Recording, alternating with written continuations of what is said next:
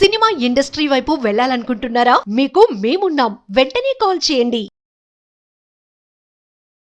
Welcome to Suman TV. నేను మీ Suman TV Nag.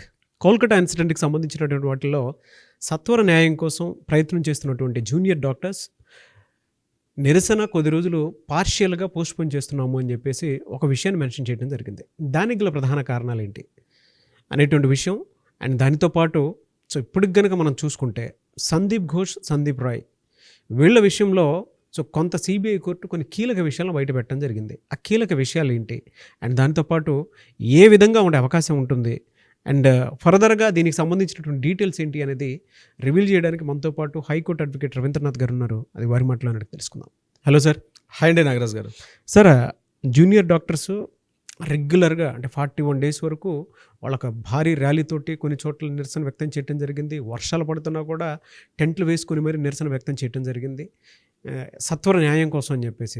మాకు సంబంధించినటువంటి ఏది కొన్ని డిమాండ్స్ ఉన్నాయి, అవి మమతా బెనర్జీ తీరిస్తే చాలు అనుకునే స్థాయి నుంచి జడ్జిమెంట్ మాత్రం పక్కగా పర్ఫెక్ట్గా రావాలన్నటువంటి దాని మీద ఏకతాటిపై కూర్చుని ఉన్నారు. అటువంటి వాళ్ళు ఇప్పుడు కొంతవరకు కనుక మనం చూస్తే పార్షియల్గా ఆపినట్టున్నారు కనిపిస్తుంది మనకి. దానికి గల ప్రధాన కారణాలు ఏంటి? నాగరాజు గారు, ప్రధానంగా ఈ ఎవరైతే సమ్మె చేస్తున్నటువంటి నిరసనకారులు, జూనియర్ వైద్యాధికారులు ఎవరైతే ఉన్నారో వీళ్ళందరూ కూడా సమ్మెని రేపు అంటే శనివారం నుంచి 21st సాటర్డే నుంచి మేము పూర్తిగా విధుల్లో జాయిన్ అవుతాం. ఈరోజు మధ్యాహ్నం స్వాస్థ్య భవన్ నుంచి సిబిఐ ఆఫీస్ ఎక్కడైతే ఉందో అక్కడ వరకు ఒక ధర్నాని ర్యాలీని చేస్తా అని చెప్తూ వాళ్ళు ఒక డీటెయిల్స్ అంటే వాళ్ళు ఒక ప్రెస్ నోట్ కూడా రిలీజ్ చేశారు. దీనికి సంబంధించి నేను వివరాలు డీటెయిల్స్లోకి వెళ్లే ముందు మరొక ఇంట్రెస్టింగ్ విషయాన్ని మీకు నేను చెప్పే ప్రయత్నం చేస్తాను నాగరాజు గారు. ముఖ్యంగా ఎన్ఫోర్స్మెంట్ డైరెక్టరేట్, ఈ ఎన్ఫోర్స్మెంట్ డైరెక్టరేట్ ఎలా ఉంటుందంటే మొత్తం మన భారతదేశానికి 4 వింగ్స్ ఉంటాయండి. ఈస్ట్, వెస్ట్, నార్త్, సౌత్ అని వింగ్స్ ఉంటాయి దీనికి సంబంధించి. ఇందులో రీసెంట్గా ఏం చేశారంటే ఎన్ఫోర్స్మెంట్ డైరెక్టరేట్ వారు వెస్ట్ జోన్లో ఉన్నటువంటి సత్యబ్రత కుమార్ అన్నటువంటి ఐఆర్ఎస్ ఆఫీసర్ని ఈస్ట్ వింగ్లోకి ట్రాన్స్ఫర్ చేశారు. అంటే ఈస్ట్ వింగ్ యొక్క ప్రధాన కార్యాలయం ఎక్కడ ఉంటుందంటే కోల్కతాలో ప్రధాన కార్యాలయం ఉంటుంది. ఈ వెస్ట్ వింగ్కి ప్రధాన కార్యాలయం ముంబైలో ఉంటుంది. అయితే వెస్ట్ వింగ్లో ఉన్నటువంటి మెయిన్ ఏరియాస్ దేనికి వస్తుందంటే మహారాష్ట్ర, మధ్యప్రదేశ్, అదేవిధంగా కర్ణాటక, గోవా, ఈ ప్రాంతం అంతా కూడా వెస్ట్ వింగ్లోకి వస్తుంది. ఈ వెస్ట్ వింగ్ ఉన్న ప్రాంతంలో సత్యబ్రత కుమార్ గారు ఇప్పటి వరకు వెస్ట్ జోన్లో కీలకమైనటువంటి ఒక దర్యాప్తు ఎన్ఫోర్స్మెంట్ డైరెక్టరేట్లో ఆఫీసర్గా పనిచేస్తూ ఉన్నారు. ఇక ఈస్ట్ జోన్ కిందకు వస్తే నార్త్ ఇండియాలో ఉన్నటువంటి మ్యాక్సిమం పార్టీకి సత్యబ్రత అంటే ఈస్ట్ వింగ్ కిందకు వస్తుంది. చాలా ప్రాంతం అంటే ఉత్తరప్రదేశ్, ఉత్తరాఖండ్ మొదలుకొని చాలా బీహార్, మధ్యప్రదేశ్, ఈ కింద ఒరిస్సా, ఛత్తీస్గఢ్, ఈ ప్రాంతం అంతా కూడా ఈస్ట్ వింగ్లోకి వస్తుంది ఎన్ఫోర్స్మెంట్ డైరెక్టరేట్ యొక్క ప్రధాన డీటెయిల్స్లోకి. అయితే ఈ సత్యబ్రత కుమార్ గారు వెస్ట్ జోన్ నుంచి ఈస్ట్ వింగ్లోకి రావడం ట్రాన్స్ఫర్ చేశారు. అది నిన్ననే జరిగింది. అయితే సత్యబ్రత ఇది పెద్దగా మీడియా దీని గురించి పెద్దగా ఫోకస్ చేయలేదు. కానీ ప్రతి విషయాన్ని మనం ఎప్పుడైతే దీని గురించి మనం ఎనాలిసిస్లోకి వెళ్తున్నామో ఈ సత్యబ్రత కుమార్ గారిని ఇమ్మీడియట్గా ఈస్ట్ వింగ్లోకి ఎందుకు వచ్చారు అంటే ఇట్స్ వెరీ కీలకమైన విషయం. ఎందుకంటే ఓవైపు సందీప్ ఘోష్ మీద, అదే సుదీప్త రాయ్ మీద, ఎట్ ద సేమ్ టైం చాలా ఇష్యూస్ ఉన్నాయి ఇక్కడ ఎన్ఫోర్స్మెంట్ డైరెక్టరేట్ విషయంలో. నేను రీసెంట్గా అభిషేక్ బెనర్జీ గారు కూడా సుప్రీంకోర్టు చివట్లు పెట్టింది అంతకుముందు కొన్ని స్కామ్స్ సంబంధించి. ఈ టాపిక్కి సంబంధించిన టాపిక్ కాదు కాబట్టి నేను అభిషేక్ బెనర్జీ గురించి పెద్దగా వివరించే ప్రయత్నం చేయను. బట్ కలకట్టాలో చాలా ఈడీ ఎన్ఫోర్స్మెంట్ డైరెక్టరేట్ సంబంధించి చాలా కీలకమైన విషయాలు జరుగుతున్నాయి. ఇటువంటి సమయంలో ఈ సత్యబ్రత కుమార్ గారిని ఏం చేశారంటే వెస్ట్ వింగ్ నుంచి ఈస్ట్ వింగ్లోకి ట్రాన్స్ఫర్ చేశారు. అయితే ఎవరి సత్యబ్రత కుమార్? అక్కడికి వద్దాం మనం కీ పాయింట్లకి నాగరాజు గారు. ఈ సత్యబ్రత కుమార్ గారు ఎవరంటే he is not an ordinary person. ఇతను 2 బిలియన్ కోట్ల స్కామ్ చేసినటువంటి నీరవ్ మోడీ, ఏదైతే వజ్రాల వ్యాపారి నీరవ్ మోడీ యొక్క కేసుని ఎన్ఫోర్స్మెంట్ డైరెక్టరేట్ అధికారిగా ఉండి దాన్ని పూర్తిగా ఆధారాలతో తీసుకొని ఎప్పుడైతే ఆయన సమర్పించాడో గవర్నమెంట్కి అప్పుడే నీరవ్ మోడీ భారతదేశం నుంచి పారిపోయాడు. అంటే ఆ మొత్తం నీరవ్ మోడీ స్కామ్కి ప్రధానంగా చేసిన దర్యాప్తు అధికారి ఎవరంటే సత్యబ్రత కుమార్. ఇక నెంబర్ 2 లిక్విడ్ అనేటువంటి విజయమాల్యా. ఈ విజయమాల్యా చేసినటువంటి ఆయన తాలూకు ఆస్తులు మొత్తం గోవాలో అయితేనేమి, ముంబైలో అయితేనేమి ఎక్కడెక్కడైతే ఆస్తులు ఉన్నాయో మొత్తం ఆస్తుల మీద దాడులు చేసి ఎన్ఫోర్స్మెంట్ డైరెక్టరేట్కి ఒక ప్రతిష్టని తీసుకొచ్చే వ్యక్తి ఎవరైనా సత్యబ్రత కుమార్. ఈ రెండే కాదు సార్, ఇంకొక ప్రధానంగా చెప్పాలంటే రీసెంట్గా 1 month బ్యాక్ ఒక బెట్టింగ్ యాప్ వచ్చింది. దట్స్ మహాదేవ్ బెట్టింగ్ యాప్ అంటారు. బస్సు మీరే వినుంటారు. చాలా పవర్ఫుల్ బెట్టింగ్ యాప్. దీంట్లో చాలామంది నార్త్ ఇండియా పొలిటీషియన్స్ ఉన్నారు. బాలీవుడ్ షారుఖ్ ఖాన్ మొదలుకొని అక్షయ్ కుమార్, బాలీవుడ్ చాలామంది పెద్ద పెద్ద సినిమా స్టార్లు కూడా పార్టిసిపేట్ చేసినటువంటి ఏదైతే మహాదేవ్ బెట్టింగ్ యాప్ ఏదైతే ఉందో దానిలో కొన్ని వేల కోట్ల రూపాయల స్కామ్ అందులో ఉందనే విషయం మీద డిస్కషన్ చేసినప్పుడు వాళ్ళు ఎక్కడెక్కడైతే తమ ఆస్తులు ఎక్కడెక్కడ వేశారో దాని అందరినీ కూడా దర్యాప్తు అధికారిగా నిలబడి దాన్ని పూర్తిగా ఎన్ఫోర్స్మెంట్ డైరెక్టరేట్ అనే స్థాయి కి ఒక పూర్తి పేరు తీసుకొచ్చిన ఎవరైనా వ్యక్తి ఉన్నారంటే అతనే సత్యబ్రత కుమార్. అతను నిన్న ఈ ఈస్ట్ వింగ్ కలకటా కార్యాలయానికి ప్రధాన దర్యాప్తు అధికారిగా రావడం జరిగింది ఎన్ఫోర్స్మెంట్ డైరెక్టరేట్. ఎందుకంటే జస్ట్ మనం 2 days బ్యాక్ చూసాం సుదీప్ తోరా ఇంటి మీద దాడులు చేసి మనం ఆల్రెడీ మాట్లాడుకున్నాను 4G ఒక చిన్న మినీ వ్యాన్కి సరిపోయినటువంటి డాక్యుమెంట్స్ కలెక్ట్ చేసి ఆల్మోస్ట్ అంత కలెక్ట్ చేశారు. సిబిఐ దాడుల్లో ఎన్ఫోర్స్మెంట్ డైరెక్టరేట్ ఎక్కడెక్కడికైతే దాడులు చేసి ఇంత ఒక స్కామ్ ఉన్నట్టుగా ఎప్పుడైతే గుర్తించారో దీనికి ఆర్డినరీ పర్సన్ అయితే సరిపోడు, ఒక పెద్ద అధికారి రావాలని చెప్పి ఇమ్మీడియట్గా వెస్ట్ వింగ్లో పనిచేసిన సత్యబ్రత కుమార్ని ఇమ్మీడియట్గా ఈస్ట్ వింగ్లో అపాయింట్ చేశారు. Is a great personality. బహుశా ఈ కేసు కూడా జస్టిస్ అభయ్కి సంబంధించిన కేసులో, ఎందుకంటే కేవలం రేప్ అండ్ మర్డర్ కూడా జరగలేదు నాగరాజు గారు ఈ కేసులో, దీంట్లో అవినీతి ఆరోపణలు ఎదుర్కొన్నటువంటి ముఖ్యంగా Sandeep Ghosh, at the same time పార్టీతో ఉన్నటువంటి సంబంధాలు, ముఖ్యంగా ఈ తెర వెనుకున్నట్టు నడిపించినటువంటి మనం ఒక వీడియోలో చెప్పాం డి అనే వ్యక్తి ఎవరు ఉన్నారు, ఆ డీని మనం చాలా విషయాలు తెలియపరుస్తామని చెప్పాం. దీనికి సంబంధించి అవినీతి ఆరోపణలు, అట్ ద సేమ్ టైం అవినీతి అక్రమార్జన కేసులకు సంబంధించి ఒకవైపు సిబిఐ మరోవైపు ఈడీ ఇద్దరు కూడా దర్యాప్తు చేస్తున్నటువంటి ఇటువంటి సందర్భంలో సత్యబ్రత కుమార్ గారు రావడం అనేది ఒక చెప్పాలంటే ఒక పాజిటివ్ సైన్ అన్నది నిజంగా ప్రజల్లో వస్తుంది. So it's very interesting point. దీనికి సంబంధించి ఎప్పుడైతే నిన్న సత్యబ్రత కుమార్ గారు రావడం జరిగిందో ఇమ్మీడియట్గా సుదీప్ రాయ్ గారు నిన్న సాయంత్రం ఇమ్మీడియట్గా ఈడీ ఆఫీస్కి పర్సనల్గా ఇప్పటిదాకా ఏ రోజు వెళ్ళలేదు. సుదీప్ రాయ్ సిట్టింగ్ ఎమ్మెల్యే, సోరన్పూర్ ఏరియాకి సిట్టింగ్ ఎమ్మెల్యేగా తృణమూల పార్టీ కాంగ్రెస్లో సిట్టింగ్ ఎమ్మెల్యే ఉన్న సుదీప్ రాయ్, మరి మీరు కూడా నేను లాస్ట్ టైం చెప్పారు త్రిబుల్ ఎస్ అని చెప్పారు అందులో.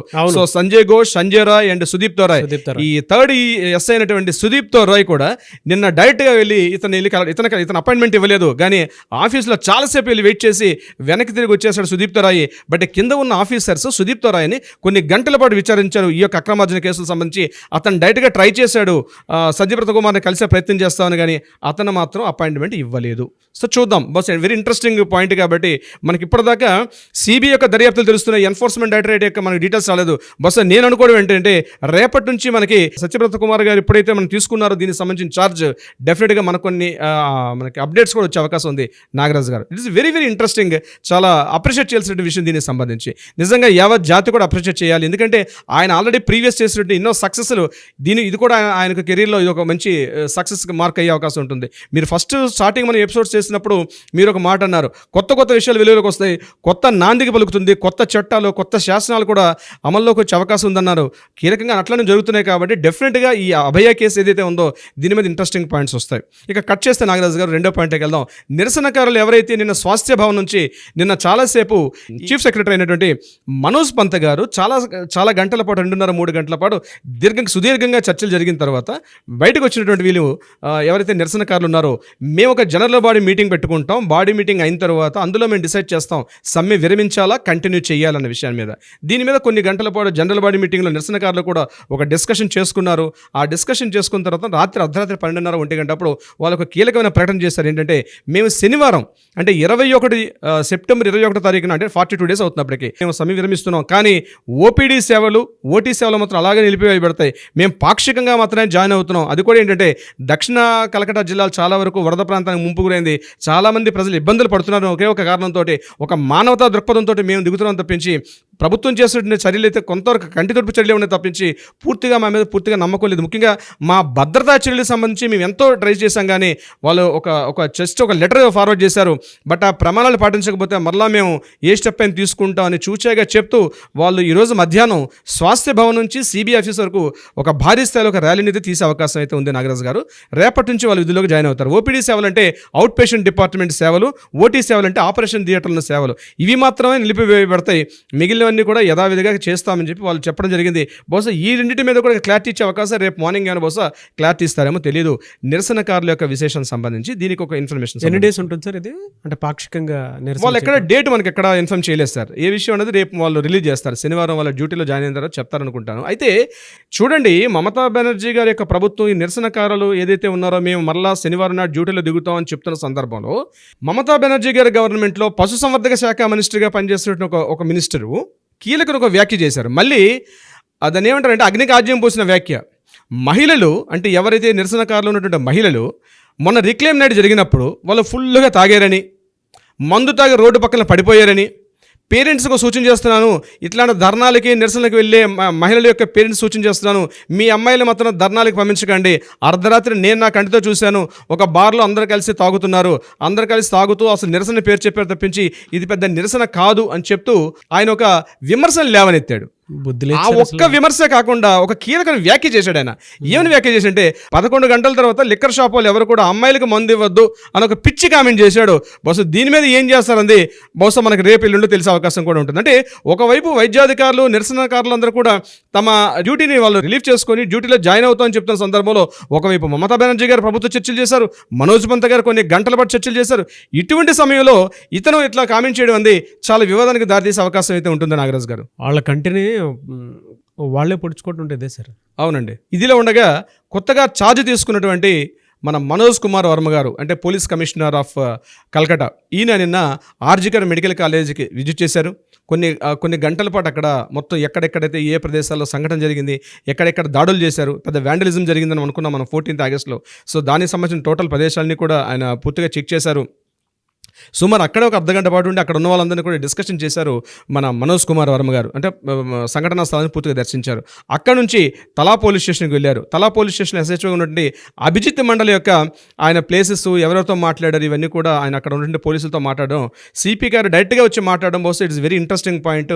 దీని యొక్క నెక్స్ట్ దర్యాప్తు ఎలా ఉంటుందని కూడా మనకి అది కూడా అప్డేట్ వచ్చే అవకాశం ఉంటుంది సిబిఐకి సంబంధించి. అయితే సిబిఐ వాళ్ళు మరికొన్ని విషయాలు, కీలకమైన విషయాలు వెలుగులోకి తీసుకొచ్చారు. ఏమిటా విషయాలు అంటే సందీప్ ఘోష్ యొక్క కాల్ డేటా.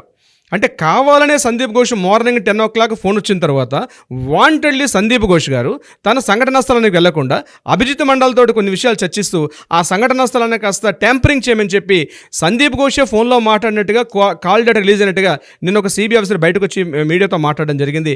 దీంట్లో సందీప్ ఘోష్ యొక్క పాత్ర కూడా చాలా అనుమానాస్పదంగా ఉంది, ఆయన బిహేవియర్. అయితే ఈ విషయాన్ని చెప్తే ఆయన ఒక కీలకమైన వ్యాఖ్య చేశారు. ఏంటంటే సందీప్ ఘోష్ గారు August 9 మార్నింగ్ 10:03 నుంచి 10:16 మధ్యలో ఒక కీలకమైనటువంటి ఒక ప్రముఖమైన వ్యక్తితో డైరెక్ట్గా ఫోన్లో మాట్లాడారు. ఆ రికార్డ్స్ మా దగ్గర ఉన్నాయి. మేము ఇప్పుడు తొందరగా రిలీజ్ చేయలేము, అది మీ ఇచ్చిన సీల్డ్ కవర్లో ఉంది. మేము తొందరలోనే సుప్రీంకోర్టు ఇచ్చిన ట్రయల్స్లో ఆ కీలకమైనటువంటి వ్యక్తి ఎవరు అన్నది రివీల్ చేసే అవకాశం ఉందని చెప్పి బయటకు వచ్చి మాట్లాడిన సిబిఐ ఆఫీసర్ ఒక విషయాన్ని చెప్పడం జరిగింది. It's a very interesting point. ఇదిలా ఉండగా ఎవరైతే అభయ యొక్క పేరెంట్స్ ఉన్నారో పేరెంట్స్ బయటకు వచ్చి వాళ్ళు ఒక లెటర్ రాశారు. సిబిఐకి డైరెక్ట్గా ఒక 2 పేజీల లెటర్ రాశారు. ఆ లెటర్లో ఏముందంటే మా అమ్మాయి మాతో లాస్ట్లో మాట్లాడిన మాటలు కానీ నాకు ఆమె ధైర్యం చెప్తూ మా అమ్మాయి కొన్ని విషయాలు మొత్తం మాట్లాడింది. ఆ రికార్డ్స్ మీ ఫోన్లో ఉన్నాయి. ఆ రికార్డ్స్ మొత్తం దయచేసి మీరు డిస్ట్రాయ్ చేయకండి, ఎట్టి పరిస్థితుల్లో మా మెమరీస్గా మేము వాటిని పెట్టుకుంటాము.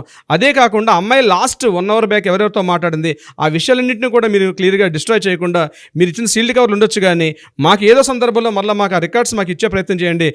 అట్లీస్ట్ మా అమ్మాయి వాయిస్ చివరి మాటలు వినే అదృష్టాన్ని మాకు కల్పించమని చెప్పి చాలా దయనీయంగా ఉత్తరం లెటర్ రాశారు సిబిఐకి. చాలా దయనీయంగా ఉన్నటువంటి లెటర్ రాశారు. సిబిఐ వాళ్ళు కూడా రెస్పాండ్ అయ్యి మేము ఆల్రెడీ సీల్డ్ కవర్లో ఇన్ఫర్మేషన్ పంపించాం కాబట్టి మీకు మేము అవి మళ్ళీ ఎవ్రీథింగ్ జడ్జిమెంట్ వచ్చే టైంలో మళ్ళీ మీకు అందజేస్తాం, మేమైతే డిస్ట్రాయ్ చేసే పరిస్థితుల్లో లేము, మాకు సుప్రీంకోర్టు గైడ్లైన్స్ అలా ఇస్తే అలా చేస్తామని చెప్పి సిబిఐ వాళ్ళు కూడా ఇమీడియట్గా రెస్పాండ్ అవ్వడం చాలా మంచి శుభసూచకంగా చెప్పుకోవచ్చు. ఇంకొకటి ఏంటంటే వెరీ ఇంట్రెస్టింగ్ పాయింట్ ఏంటంటే ఎప్పుడైతే August 9 అభయ అన్నటువంటి అమ్మాయి ఎప్పుడైతే రేప్ అండ్ మర్డర్ గురైందో ఆ సంఘటన సంబంధించి తనతో పాటు ఎవరెవరైతే ఉన్నారో ఇట్ ద సేమ్ టైం ఆ రోజు ఉన్నటువంటి August 8 అర్ధరాత్రి 11 గంటలకు ఎవరెవరైతే ఈమెతో ఉన్నటువంటి అబ్బాయిలందరినీ కూడా నిన్న సిబిఐ వాళ్ళు ప్రత్యేకంగా పిలిచి ఒక్కొక్కరిని ఇంటరాగేషన్ చేయడం జరిగింది. వాళ్ళ యొక్క డీటెయిల్స్ని కూడా రికార్డ్ చేశారు నిన్న August 8. సో ఇవి ఇప్పుడు వరకు ఉన్నటువంటి అప్డేట్స్ నాగరాజు గారు. సార్ ఇది ఇంత జరుగుతుంటే డైల్యూట్ అయ్యే అవకాశం ఉందా సార్ ఇదంతా? డైల్యూట్ అంటే సిబిఐ ఇక్కడ దర్యాప్తు మీద మనకి ఒక కేంద్ర ప్రభుత్వ సంస్థ కాబట్టి సిబిఐని విశ్వసించాల్సిన అవసరం ఒక ఇండియన్ సిటిజన్గా మనకు అంతకుమించి వేరే ఆధారం లేదండి. అక్కడ చేయాల్సిందే మనం సిబిఐ ఇచ్చే రిపోర్ట్ మనం నమ్మాల్సిందే. మరి సిబిఐ వరకు ఇన్ఫ్లుయెన్స్కి వెళ్తుందా అని మనం చెప్పలేము. యాజ్ బీయింగ్ అన్ అడ్వకేట్ నేను చెప్పకూడదు కూడా. ఓకే, ఏదైనా సుప్రీంకోర్టు అయితే న్యాయం చేకూరుస్తుంది కాబట్టి we want justice, we demand justice. Anyways thank you so much Ravindranath garu. Thank you so much Nagaraj గారు.